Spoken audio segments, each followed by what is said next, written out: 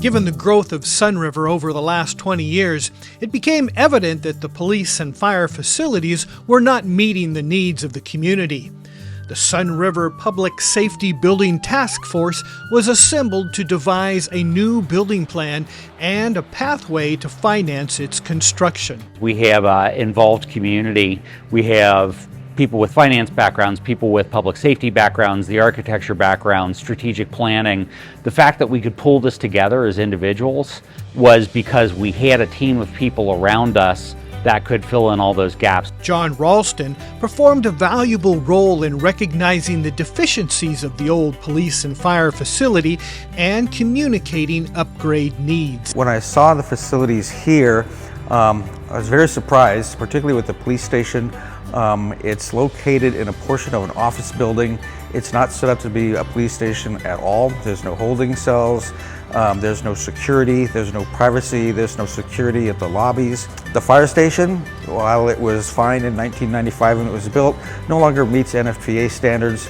Also has some serious deficiencies structurally for central facility requirements. And so they put me back to work to put together preliminary designs. John Salser was tasked with communicating the need for a new facility. When you have a project, you don't need to go out and sell the project. You got to go out and educate your owners as to the needs and let them decide. And we did this, and it was very successful. Doug Cedar provided the community with historical information and perspective. I've lived in Sunriver for over 20 years, so I have a lot of history, of service history.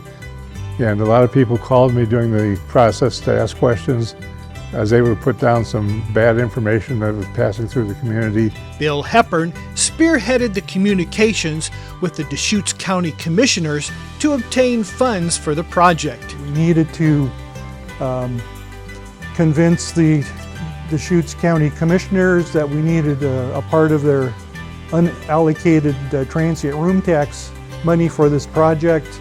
We needed to educate the Sunriver homeowners that they needed to pass a $7 million levy.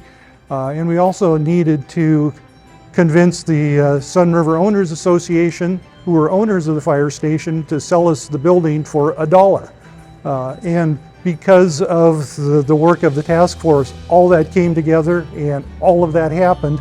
Dennis DeShaw devoted time procuring financing for the project. I partnered on the task force with Ron Schmidt. Ron negotiated with the county supervisors on getting the $8 million.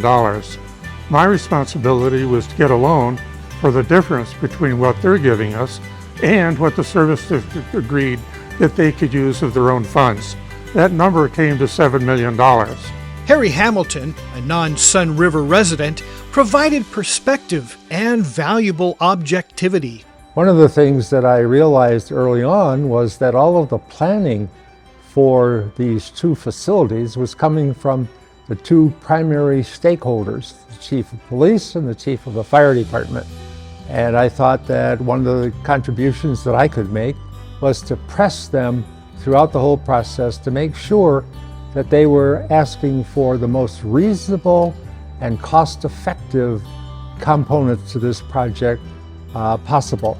Jim Pfister tapped into his media and communication skills to garner community support for the project. It's a great opportunity for us to be able to not only get this bond, to be able to work with the county and the county commissioners, to be able to get them to drive that contribution, to get a successful vote, and we know that we have the budget and we can continue as a team to work with the building development so that we have an on-time, on-budget project that's ready for occupancy in 2024 in the fall.